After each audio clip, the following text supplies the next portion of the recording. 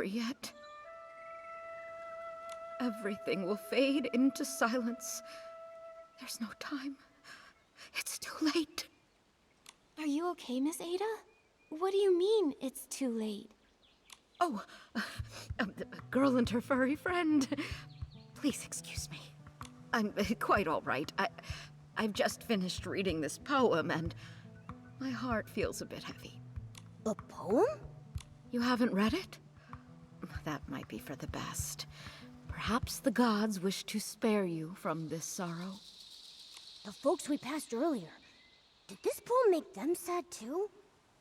The Forest of Slumber is on the edge of Elderwood Forest.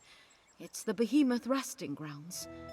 The farewell is about sending off the behemoths. Behemoths? Aren't they dangerous? How could everyone... Miss Ada, could you show me the poem? Oh, of course. Things might make more sense once you read it. The land grows tired, its time draws near. As stars fade and fall, the forest's song we hear.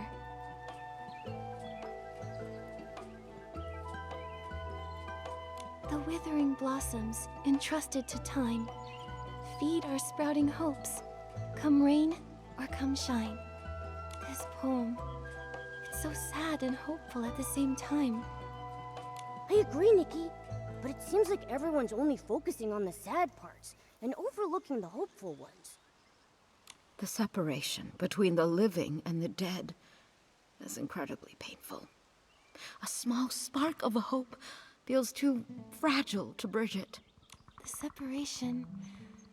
I suppose you're right. Just thinking about it makes my heart feel heavy. Maybe that's why the once terrifying behemoths seem a bit gentler in our memories. That's right. It's a pity I didn't have a chance to get to know it properly. That fur, pure as snow. Under the sunlight, it must have been so... That day, I even told Lee that if I ever got the chance, I'd touch it myself and feel that softness firsthand. Miss Ada... A behemoth's rest is a long and poetic farewell. If you're curious, you can go see for yourselves in the Forest of Slumber. Oh, right. I'm getting ahead of myself.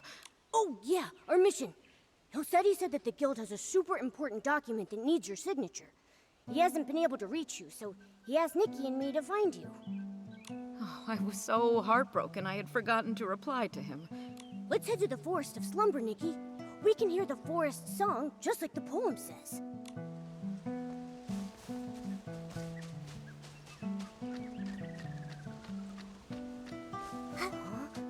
Where did this glimmer come from? Looks like there's a cabin up...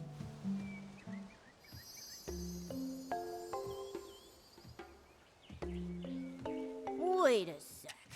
Was that cabin always there? I don't remember seeing it before.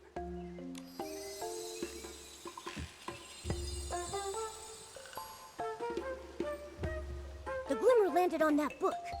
Hold on. Is that... A collection of poems? Melody? Huh. I think that must be who owns the book. But why just leave it here?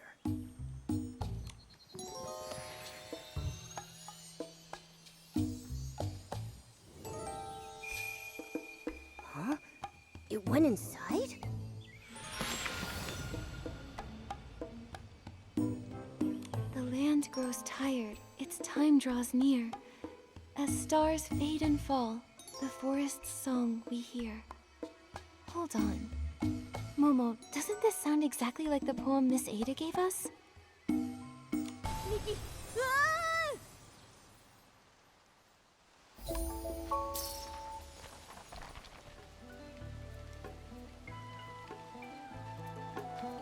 This place... Momo? Momo? I'm okay, Nikki! What happened? How did we end up here all of a sudden? Oh, that glimmer. Let me go. I have to see the Frostborough behemoth. It's dying. I won't be in danger, I promise. Please, let me go. Frostbow behemoth? Momo, let's go take a look. The fading of life. It feels so heavy.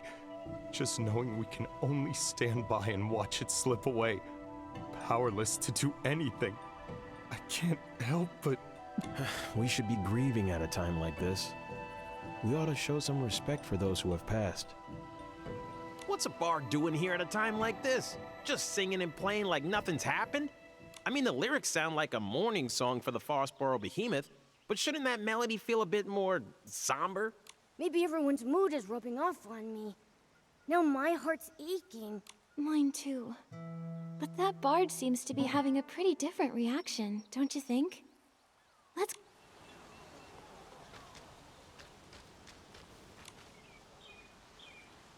We are like the intertwining streams of the forest, shining, shimmering in the dawnlight like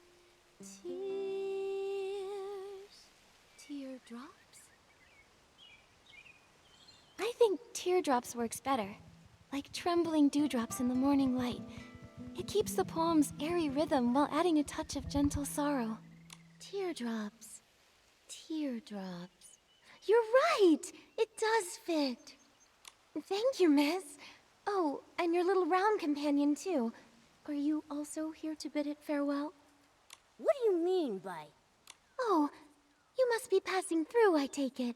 Or stylist, perhaps? Such a shame. The Forest of Slumber isn't exactly the best place to find inspiration. Momo and I came here for the Frostbow Behemoth's slumber, but we've run into some strange things that we don't quite understand. That's right. We planned to come straight here, but we saw this cabin right near the Forest of Slumber. We found this strange poetry collection inside, and before we knew it, we were here. Nikki, Momo, a small cabin, a strange poetry collection. Well, whatever the case, since we're all here for the Frostbow Behemoth, that makes us friends. Please, allow me to introduce myself. I'm Melody, a bard who roams this land. I am the forest's most devoted traveler. So you're Melody. We saw your name on the poetry collection back at the cabin. The cabin? Oh, yes! I call it my verse haven. Strange. A bard's poems are like fallen leaves in the forest. When inspiration strikes, a few lines are left behind, and when the wind blows, they scatter and drift, each carrying the seed of a new story. But fortunately, even scattered verses are somehow woven together by the unseen threads of fate. They're like us in that way, I suppose. That's the charm of a bard. They can turn the simplest words into something incredible. Ugh. Why can't I do that, huh? Well, Momo, that's quite a unique way to compliment someone. It's a shame that the Behemoth's time is running so short. You would have loved it. Do you mean that Frostbow Behemoth that's close to its final slumber? Yes, it loves meeting interesting people. Oh, beings, I should say. If it knew you'd come to send it off too, it would be delighted. Wait, so those people we saw earlier were here to say goodbye to the Frostbow Behemoth too? That's right. To the world, the Behemoth is a mighty and dangerous creature. Only here in this quiet place can someone truly get close to it. It's almost as if it's written into their very nature. When they grow old and weary, they follow the moonlight to the Forest of Slumber. There they forever rest. Some come here to mourn through great works. Others sit in silent prayer. As for me, I only wish to sing it off to sleep. It sounds like you and the Frostbow Behemoth have a very special bond. But your song, it doesn't sound sad at all. If anything, it feels quite cheerful. Why is that? I know what you mean. The Behemoth and I are close friends, and I'm heartbroken to say goodbye. At the same time, though, who says a farewell must be filled with sorrow? For behemoths, The final slumber is a brand new beginning. They continue to watch over the forest in a calmer, more eternal way. I would much rather send my friend off with joyous verse than do nothing but drown in my tears. I see. But still, that doesn't change the fact that it's leaving, does it? We won't ever see it again, right? Even so, we'll be okay. Life is a long poem, and every line... Here, take this. It's a poem I wrote. May it inspire you on your journey ahead.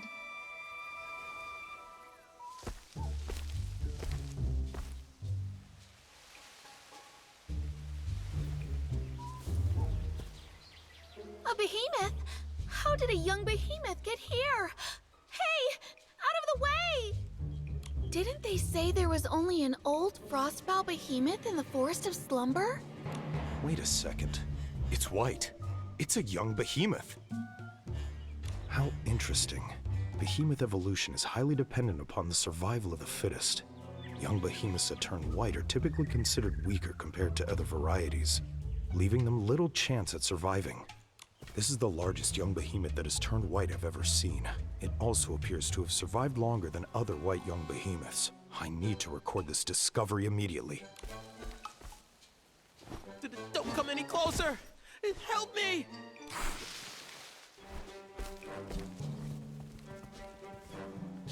Watch out, Nikki!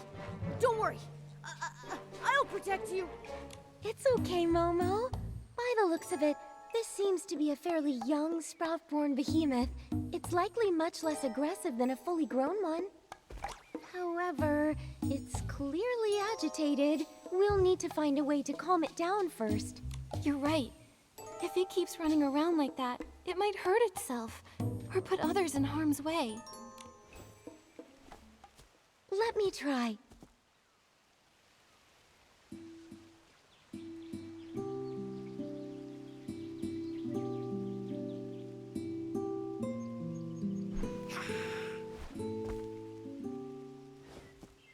It's no use. It's much too frightened. My poetry can only do so much. Wait, I think I know what's wrong. The poor thing's caked in mud. It must be uncomfortable. That might be what's making it so anxious. Are you thinking what I'm thinking? It's the perfect time to use the animal grooming outfit. Exactly. Don't worry, Melody. We can handle this. We'll just need your help. Leave it to me. I can keep it distracted while you do the grooming.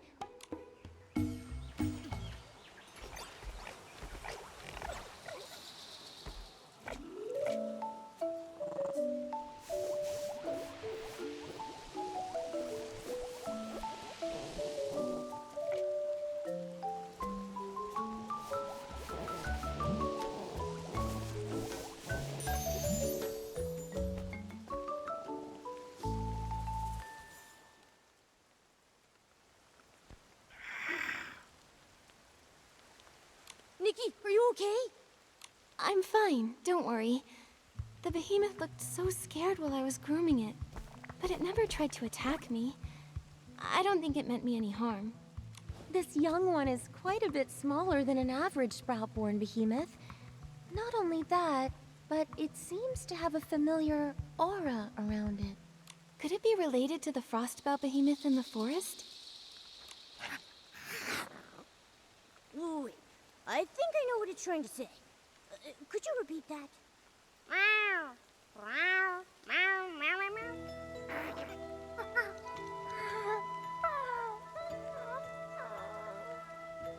Oh, human.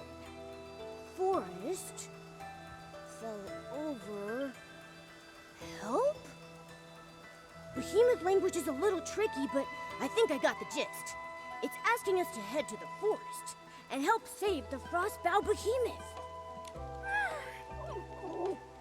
Melody, do you really think the frostbow behemoth in the forest is beyond saving?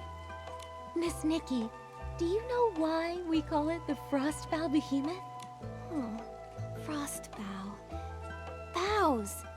Is it because the horns that sprout from its head will eventually grow into the shape of tree boughs?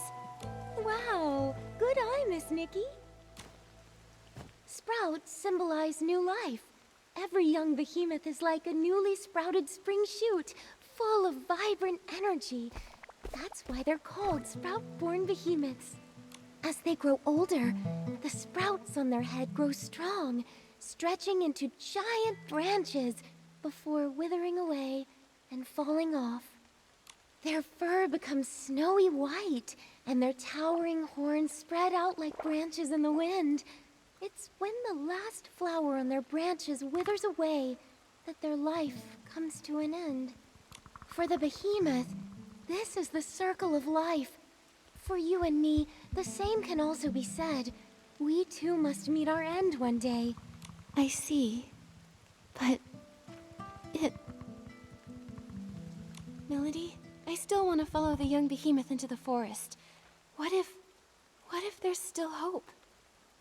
Maybe the Frostbow behemoth is just sleeping. No one's ever seen it themselves, right? Everyone only knows it from that poem. All things have cycles, beginnings and ends, like leaves falling to the ground. It's something we can't change by will alone. But you must follow your heart, Miss Nikki. This instinctive love for life of yours, I believe it's the most admirable thing about you. Thank you, Melody. Then, would you like to come with us? Let's go, little one. The Forest of Slumber is still the behemoth's domain.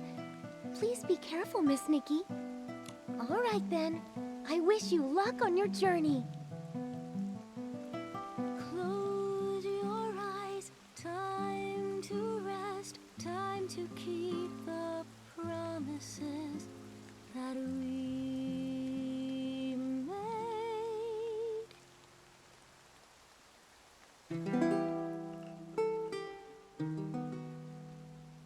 made.